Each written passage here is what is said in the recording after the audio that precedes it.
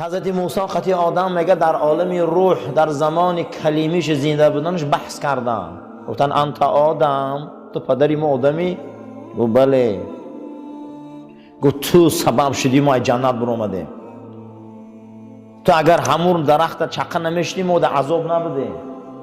حضرت موسی میگه حضرت آدم پدر مونده، پدر شونده، بسیار بلند روی کردن. موسی بسیار سرجهل بود. حضرت موسی قهرناکترین پیغمبر بود، اما قهر قطعی همون جوان قبطی را یک مش زد که مرد. همون جوان مصری را یک مش زد مرد. موسی بسیار قهرش بلند بود، تیز بود.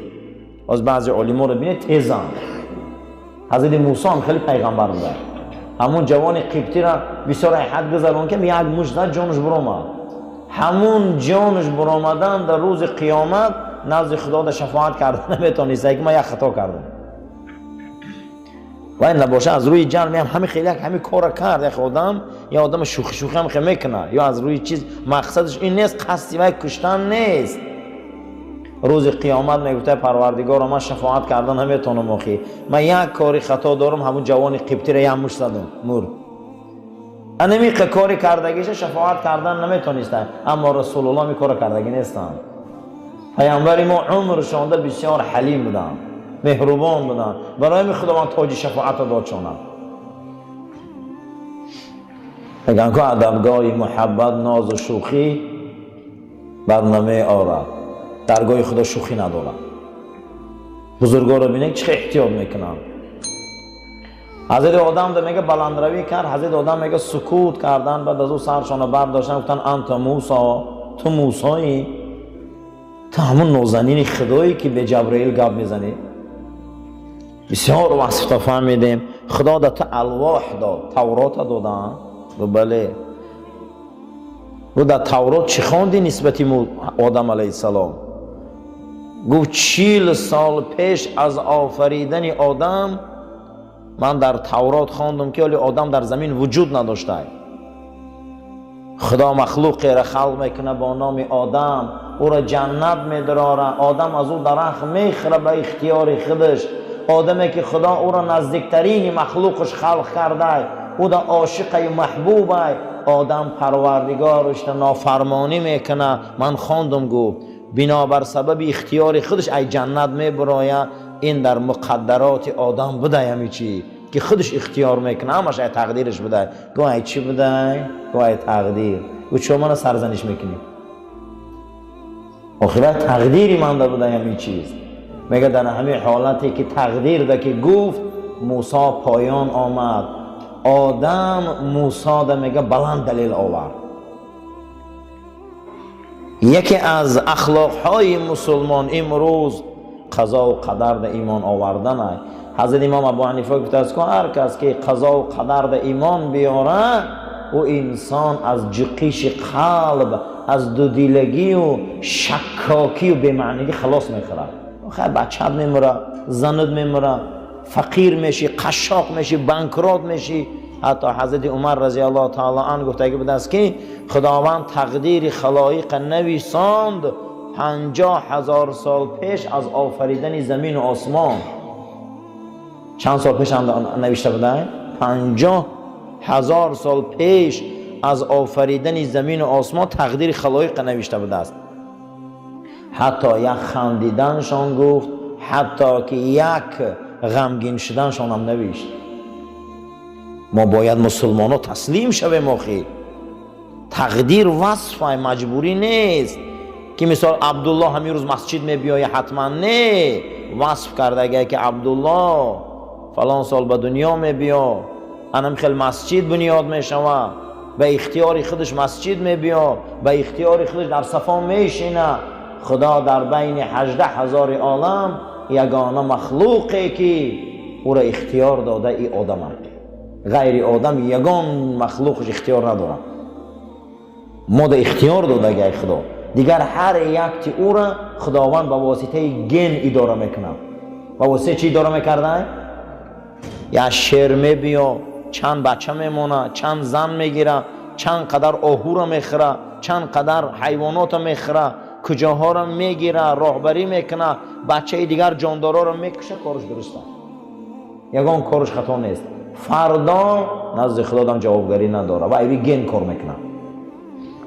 اما آدم نه، یا هر قدمش جواب میده، برای که آدم به خدا اختیار دادگی است، گن دادگی نیست. برای همین ما جنت داریم، دوزخ داریم. اخی یکی از بزرگترین اخلاقا نزد پروردگار ده این تسلیم شدن چی بوده؟ تقدیر، قضا. قضا اصلا چی بوده؟ به معنای پر شدن. به معنای چی؟ پر شدن. همین لیمچه را گندم میگیری پر میکنی و به دهنش چیکار میکنی؟ مشت میکنی. بعد میخ خیلی میدروری، تگ میخ کنه با چیکار میکنی؟ تاب میتگی گندم نریزه. اما میخ کنه با عرب تقدیر میگه. قدر اصلا انتهای شیء.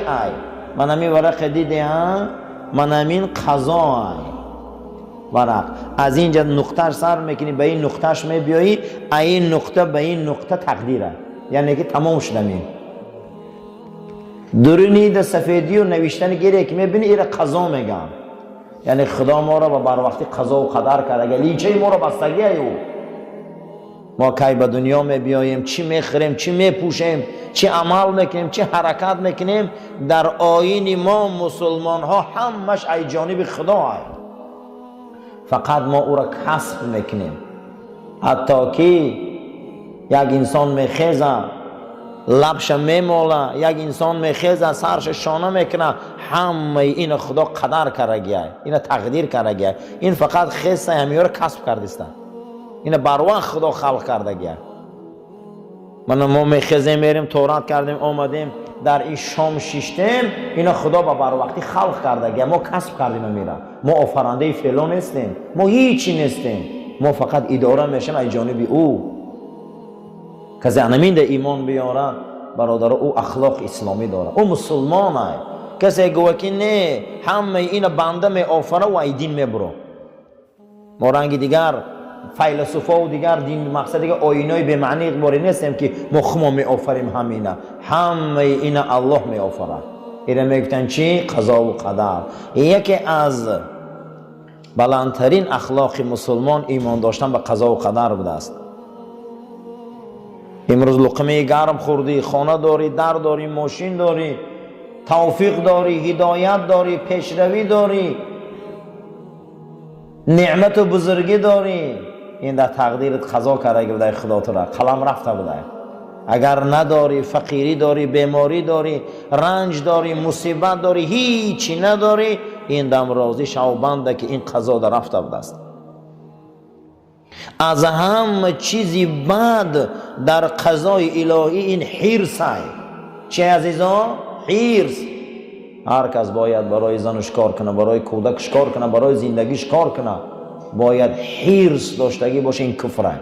معنی حرص چیه؟ تشنه بودن، هیچ محبت چه دنیا نمیکنه. حرص چیه؟ ما را از طاعت دور میکنه، از خدا دور میکنه. این هم در تقدیر است. میگه خدا این در امر نکرده، خدا زن آفریده، امر نکرده که به نکاح خوش شو. خدا مار آفریده، امر نکرده که پیش مار دست دراز کن که تر زهرآلود کنه. خدا کژدم خلق کرده، تقدیر ما دا آورده، امر نکرده که رو دست دا او زهرآلود کن. خدا بسیاری چیار آفریده، نه که امری او دا منع کرده. برای همین همه این در تقدیر ما هست. خشا به حال انسانی که پیش از آمدن گورش آباد کنه. خشا به حال انسانی گفتم تو با خشا به حال انسانی که پیش از قبر در آمدن قبرش امارت کنه. خشا به حالش. من همینجا در شیشتن و صحبت ها ما همش برای همینه که ما فردا یک جا را آباد کرده رویم. یک روز میرسه که فردا چوپی که اجل در رسدد. همه مانده دنیا مهلت های، همه چیش یک وقت معین قطعی های. ساعتش میبیا به حکم ضرورت زبان در کشی. آن روز با دیگه من حبستگی هم زبان محکم های، دیگه نه اخلاق گرفته میتونیم و نه تربیت گرفته میتونیم و نه اخلاق داده میتونیم و نه تربیت داده میتونیم. برای همین امروز در درس اخلاقیات من هر نماز جمعه هست تربیه از دیدگاه اسلام. امروز یکی از بهترین اخلاق تسلیم شدن به قضا و قدر بده. ما مسلمانیم و الحمدلله. هر کسی که به قضا و قدر ایمان نداره وای مسلمان نیست. هر یک مسلمان باید ایمان داشته باشه که قضا چیه، قدر چیه. قضا اصلا برادرها به معنای چی را میگن؟ به معنای پر شدن. همین وقتی که لیمچه پر میشوه، وقتی لیمچه پر میشوه از گندم او را میگن قضا.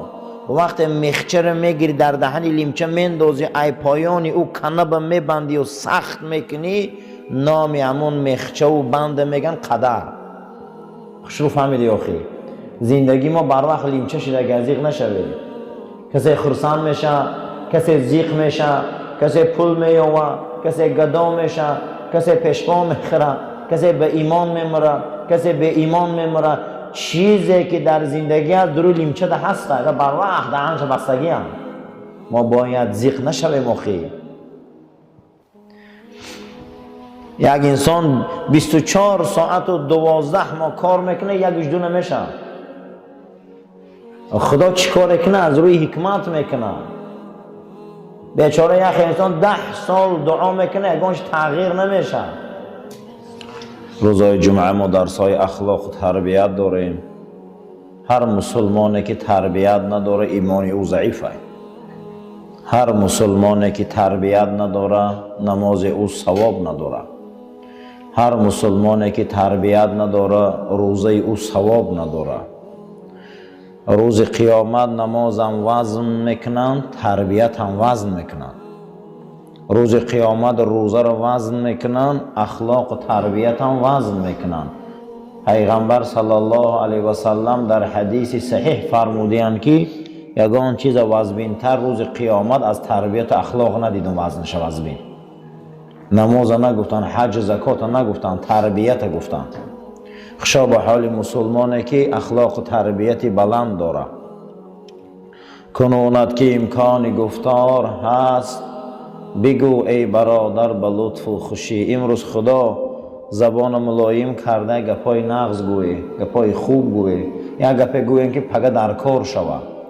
بسیاری گپا آدم دا دردی سر میشه. کنونت که امکان گفتار هست بگو ای برادر به لطف و خوشی. گپای ملایم آهسته آهسته گپ زنیم، گپای خوب گپ زنیم، از اخلاق و تربیت گپ زنیم، از مدنیت انسانی گپ زنیم که فردا چپایی که اجل در رسدد خاناخواه هممون میگذاریم.